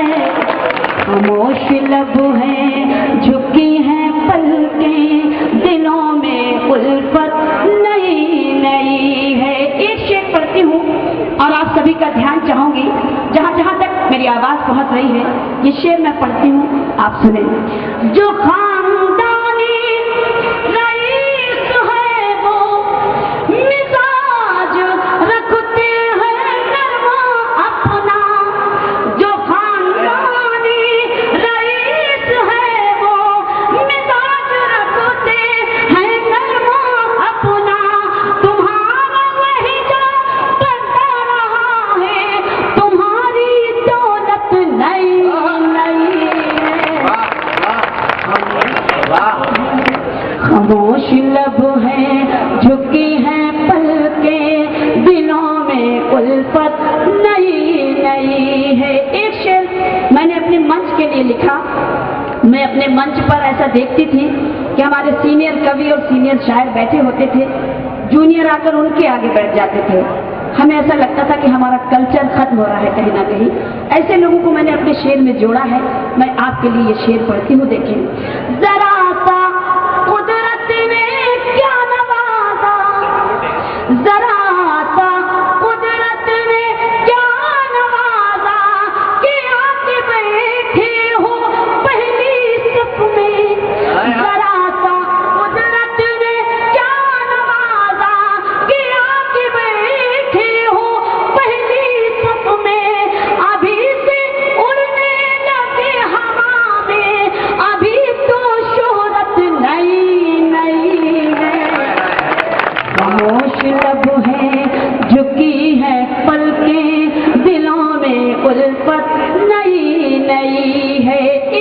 एक गजल का और पढ़ती हूँ और जहाँ के लिए ये शेर कहा गया है आप बिल्कुल वहीं तक पहुँचेंगे। शेर सीधे सीधे मैं पढ़ती हूँ। बमों की बरसात हो रही है, बमों की बरसात हो रही है, पुराने जाबाज सो रहे हैं। बमों की बरसात हो रही है, पुराने जाबाज सो रहे हैं। वो राम दुनिया को कर रहा है, वो जिसकी ताकत नई नई है। खामोश लब है, झुकी है पलकें, दिलों में उल्फत नई नई है। एक छोटा सा गीत मैं चाहती हूँ, इतनी खूबसूरत महफिल है और मैं इतनी दूर से जब आई हूँ। एक वक्त था कि मैंने एक गीत लिखा था महाराष्ट्र की उस जहरीली आवाज के नाम। मेरा वो पहला गीत था जिस वक्त वो जहरीली आवाज उठी थी। बम्बई की वो जहरीली आवाज कौन सी है आप सब जानते हैं। मैं सीधे सीधे वो गीत पढ़ती हूँ, मुझे चूंकि आदेश हुआ है इस गीत के लिए, इसलिए मैं ये गीत पढ़ती हूँ। आप सबका ध्यान चाहूंगी एक हिंदुस्तानी बनकर, अगर आप सच्चे हिंदुस्तानी हैं तो मेरा साथ दें। मैं सीधे सीधे आपकी आवाज बनकर ये गीत पढ़ते हुए आग धुआं नफरत फैली और जीत हुई शैतान की। आग धुआं नफरत फैली और जीत हुई शैतान की। ये कैसी तस्वीर बना दी तुमने हिंदुस्तान की। बहुत बहुत शुक्रिया कि आपने मेरा साथ दिया और मुझे मेरा हौसला बढ़ाया। मैं हौसला करती हूँ। आग धुआं नफरत फैली और जीत हुई शैतान की। ये कैसी तस्वीर बना दी तुमने हिंदुस्तान की। ये कैसी तस्वीर बना दी तुमने हिंदुस्तान की। बंद पढ़ती हूँ। इस गीत में जो भी उठकर जाएगा बिल्कुल बिल्कुल मुझे ऐसे ही लगेगा कि वो राज ठाकरे का आदमी है। बहरहाल मैं सीधे सीधे पढ़ती हूँ और आप सभी का ध्यान चाहूंगी। देखें, आमची मुंबई, मुंबई का ही एक नारा था कि मुंबई हमारा है। आमची मुंबई कहने वालों कब तक राग ये गाओगे। आमची मुंबई कहने वालों कब तक राग ये गाओगे। क्या शहर बम्बई को अपनी चिता में लेकर जाओगे। क्या शहर बम्बई को अपनी चिता में लेकर जाओगे। हिंदुस्तान का कोना कोना हर हिंदी का सपना है। ये हिंदुस्तान का कोना कोना हर हिंदी का सपना है। कन्याकुमारी से लेकर कश्मीर तलक सब अपना है। कन्याकुमारी से लेकर कश्मीर तलक सब अपना है। बहुत बहुत शुक्रिया, बहुत बहुत शुक्रिया, धन्यवाद। कन्याकुमारी से लेकर कश्मीर तलक सब अपना है। ये धरती जागीर है इस धरती के हर इंसान की। ये कैसी तस्वीर बना दी तुमने हिंदुस्तान की। ये कैसी तस्वीर बना दी तुमने हिंदुस्तान की। ये बन पढ़ती हूँ और आप सबका ध्यान चाहूंगी। खासतौर से मैंने इसमें यूपी और बिहार को सीधे सीधे ये बन पढ़ती हूँ कि तुम तो बंद गली के अंदर, तुम तो बंद गली के अंदर बैठ के शोर मचाते हो। तुम तो बंद गली के अंदर बैठ के शोर मचाते हो। बड़े बहादुर बनते हो और कमजोरों को सताते हो। बड़े बहादुर बनते हो और कमजोरों को सताते हो। हिम्मत है तो खुली फजा में जहर में डूबे लब खोलो। हिम्मत है तो खुली फजा में जहर में डूबे लब खोलो। यूपी की सड़कों पर निकलो और बिहार जाकर बोलो। यूपी की सड़कों पर निकलो और बिहार जाकर बोलो। बुज़दिल बनकर काट रहे हो गर्दन हर मेहमान की। ये कैसी तस्वीर की ये कैसी तस्वीर बना दी तुमने हिंदुस्तान की। और इस गीत का ये बंद आप सभी का ध्यान चाहूंगी, बंद पढ़ती हूँ कि अन्न के दुश्मन सुनो तुम्हारे नाम खुला संदेश ये। अन्न के दुश्मन सुनो तुम्हारे नाम खुला संदेश ये। पंजाबी गुजराती बिहारी सब लोगों का देश ये। पंजाबी गुजराती बिहारी सब लोगों का देश ये। तुमने तो बस मजलूमों का बेजा खून बहाया है। तुमने तो बस मजलूमों का बेजा खून बहाया है। इस गुलशन पर उसका हक है जिसने खुद को मिटाया है। इस गुलशन पर उसका हक है जिसने खुद को मिटाया है। ये धरती है भगत सिंह की और टीपू सुल्तान की। ये कैसी तस्वीर बना दी तुमने हिंदुस्तान की। ये कैसी तस्वीर बना दी तुमने हिंदुस्तान की। और इस गीत का आखिरी बंद पढ़कर अपनी जगह लेती हूँ। आप सभी का ध्यान चाहूंगी और बंद पढ़ती हूँ कि वैसे तो हम फूल हैं लेकिन कांटा भी बन सकते हैं। वैसे तो हम फूल हैं लेकिन कांटा भी बन सकते हैं। मोम के जैसा दिल है अपना शोला भी बन सकते हैं। मोम के जैसा दिल है अपना शोला भी बन सकते हैं। झांसी की रानी बनकर हम मैदानों में आए हैं। झांसी की रानी बनकर हम मैदानों में आए हैं। अंग्रेजों की फौजों से भी जाकर हम टकराए हैं। अंग्रेजों की फौजों से भी जाकर हम टकराए हैं। वक्त पड़ा तो पेश करेंगे फिर कुर्बानी जान की। ये कैसी तस्वीर बना दी तुमने हिंदुस्तान।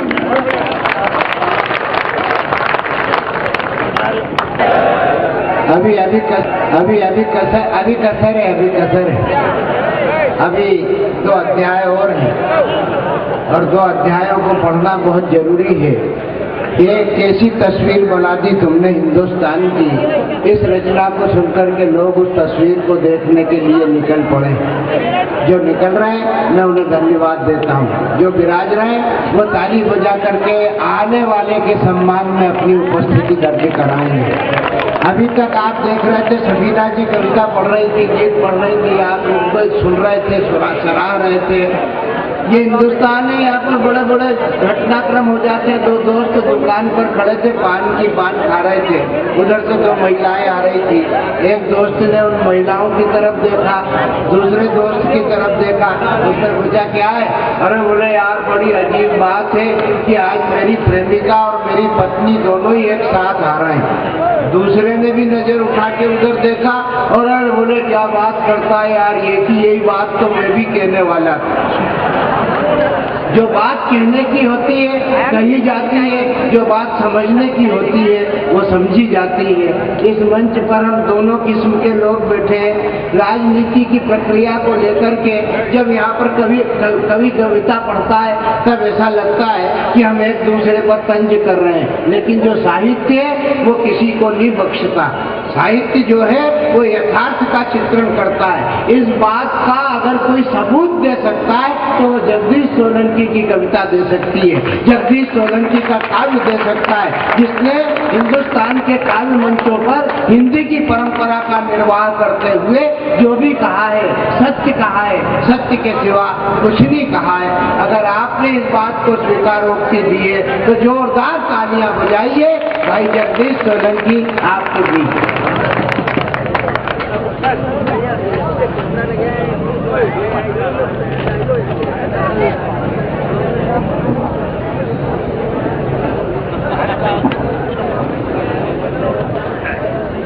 आपके परिक्षेत्र में बहुत आया, लेकिन संभवतः देपालपुर कई सालों के बाद मैं आया हूँ, जैसा मुझे बताया गया है।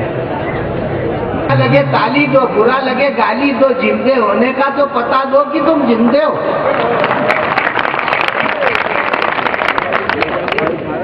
इस आपके परिक्षेत्र में मेरे रिश्तेदार भी रहते हैं जो शिवगढ़ और बेटमा से पधारे हुए हैं। बेटमा वाले एक तो मंच पर है, मैं इनको नमन करता हूँ। आपके परिक्षेत्र में आया, बहुत देपालपुर बहुत देर से आ पाया, करीब 12-14 साल के बाद। कोशिश करूंगा कि कुछ नया कुछ पुराना आपको सुना पाऊँ। 4 पंक्तियां सुनिए, शायद ये सुनाकर मैं पता लगा लूंगा कि मुझे कितनी देर माइक के सामने खड़ा रहना है। सुने बेटा, थोड़ा इनको पढ़ लो।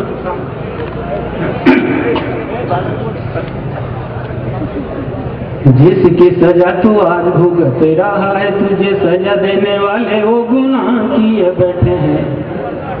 जिसकी सजा तू आज भुगत रहा है, तुझे सजा देने वाले वो गुनाह किए बैठे हैं। अपनी पैरवी के लिए जिनको खड़ा किया था, दुश्मनों के हाथों बिकर होशियां बैठे हैं। उनकी आवाज पे भरोसा कैसे कर लिया, उनकी आवाज पे भरोसा कैसे कर लिया, तुझको जगाने वाले खुद पिए बैठे हैं उनकी आवाज पे। और मैं दावा करता हूँ कि जो लोग कविता सुनने आए हैं, इन पंक्तियों को सुनकर शायद बिना ताली बजाए रह नहीं पाए। उनकी आवाज पे भरोसा कैसे कर लिया, तुझको जगाने वाले खुद पिए बैठे हैं। अरे जख्म अपने भूल कर भी तो किसी को मत दिखाना, लोग यहाँ हाथों में नमक लिए बैठे हैं। मैं आपका बहुत बहुत आभारी हूँ। मुझे भरोसा नहीं था कि आप इस तरह सुन लेंगे। अब मेरा मन हो गया कि जो मैंने श्रेष्ठ लिखा है वो आपको सुनाऊं। देखिए, जो 4 पंक्तियां सुना रहा हूँ वो आपके लिए बिल्कुल नहीं होगी, लेकिन इसमें जो पहली पंक्ति है उसका आप अर्थ मत तलाश करना, उसका भावार्थ तलाश करना। मेरी निगाह में आप तमाम लोग पढ़े लिखे हैं, और पहली पंक्ति का अगर भावार्थ समझ में आ जाए तो आपसे मंच से ये मन मांगता हूं कि पहली पंक्ति का भी आप ताली बजाकर सम्मान करना, जिस तरह से मैंने लिखा है। सत्यन जी, मैं आपको समर्पित करता हूँ। कि पढ़ते थे टाट पट्टियों पे जब बैठकर, पढ़ते थे टाट पट्टियों पे जब बैठकर, तब तक धरती की गंध से लगाव था। हाय हाय हाय, वाह वाह। पढ़ते थे टाट पट्टियों पे जब बैठकर, तब तक धरती की गंध से लगाव था। नानी और दादी की कहानी जब सुनते थे, समझो कि हमें सत्संग से लगाव था। नानी और दादी की कहानी जब सुनते थे, समझो कि हमें सत्संग से लगाव था। हमें उन लोगों से विशेष ही लगाव यहाँ, जिन्हें तिरंगे के हर रंग से लगाव था।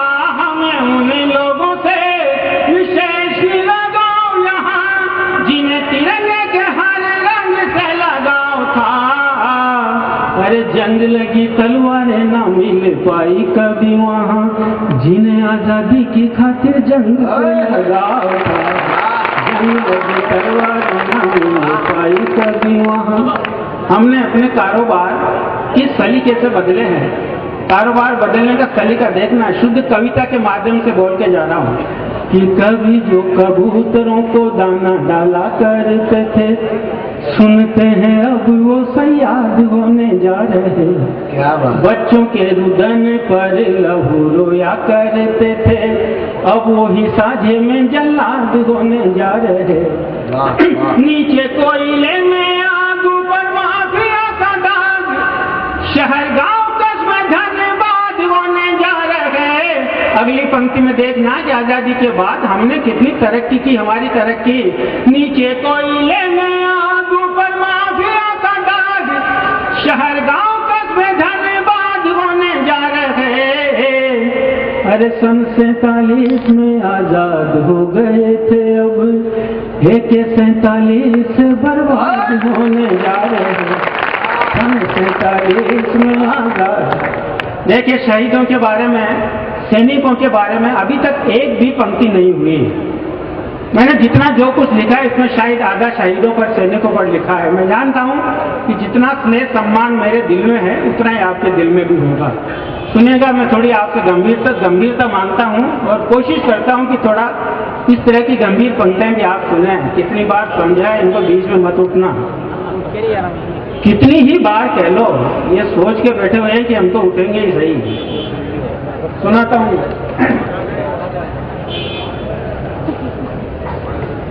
सीमाओं के प्रहरी घर सीमाओं पे नहीं होते, सीमाओं के प्रहरी घर सीमाओं पे नहीं होते। होली ना दिवाली कोई तीज ना त्योहार है, दरवाजे तो क्या है खेड़े के भी खोलने से पहले। कोई बीमारी है या पेट खराब है? सीमाओं के प्रहरी घर सीमाओं पे नहीं होते, होली ना दिवाली कोई तीज ना त्योहार है, दरवाजे तो क्या है खेड़े के भी खोलने से पहले। सोचते कि बाहर की हवा की क्या रफ्तार है, उनके हौसले का भुगतान क्या करेगा कोई, उनकी शहादत का कर्ज देश पे उधार है। उनके हौसले का भुगतान क्या करेगा कोई, उनकी शहादत का कर्ज देश पे उधार है। अरे आप और हम इसलिए खुशहाल हैं कि सीमाओं पे सैनिक शहादत को तैयार है। और कल्पना करके देखना, जिन हालातों में सीमाओं पे रहते हैं, कल्पना करना, ये देखना मुमकिन ही नहीं, सोचना भी जिनको मुश्किल। ऐसे हादसों को हमने सीने से लगाया गए, हाथ को भी हाथ ना दिखाई दे वो अंधियारा, ऐसे में हाथों में हथियारों को उठाया गए। माँ तेरे दुआ के दम से, आंचल की हवा के दम से, माँ तेरे दुआ के दम से, आंचल की हवा के दम से, बर्फीली चट्टानों पे बारूद को उगाया है। मैं देखना चाहता हूँ कि कितने लोग अगली पंक्ति का समर्थन करते हैं। बर्फीली चट्टानों